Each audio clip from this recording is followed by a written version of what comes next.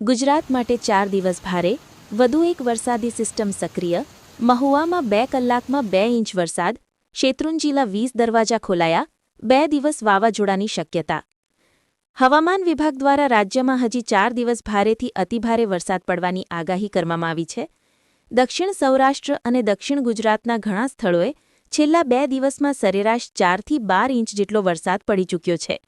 આવતીકાલ સુધીમાં ગુજરાત પર ડીપ ડિપ્રેશન ત્રાટકવાની તૈયારી હોવાથી આ કમોસમી વરસાદ ખેડૂતો માટે વધુ ખરાબ સાબિત થઈ શકે.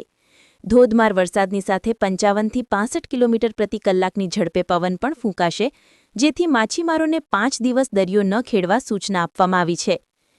હવામાન વિભાગની આગાહી પ્રમાણે ગીર સોમનાથમાં અતિભારે વરસાદ પડવાનું એલર્ટ છે, જ્યારે પોરબંદર, જૂનાગઢ, રાજકોટ, અમરેલી, ભાવનગર, બોટાદ, સુરત, ભરૂચ, અમદાવાદ, ગાંધીનગર, સુરેન્દ્રનગર, આણંદ, ખેડા અને વડોદરામાં ભારેથી અતિભારે વરસાદ પડશે. આજે 30 ઓક્ટોબર અને આવતીકાલે 31 ઓક્ટોબરના રોજ આ વિસ્તારોમાં 48 કલાકમાં વધારાનો 8 ઇંચ કે તેથી વધુ વરસાદ પડી શકે છે. કચ્છમાં છૂટાછવાયા સ્થળોએ હળવાથી મધ્યમ વરસાદ પડશે. પૂર્વ મધ્ય અને ઉત્તર ગુજરાતમાં ખાસ કરીને આજે એટલે કે 30 ઓક્ટોબર અને આવતીકાલે 31 ઓક્ટોબરના રોજ મધ્યમથી ભારે વરસાદ અને સામાન્ય વાવાઝોડા થવાની શક્યતા છે.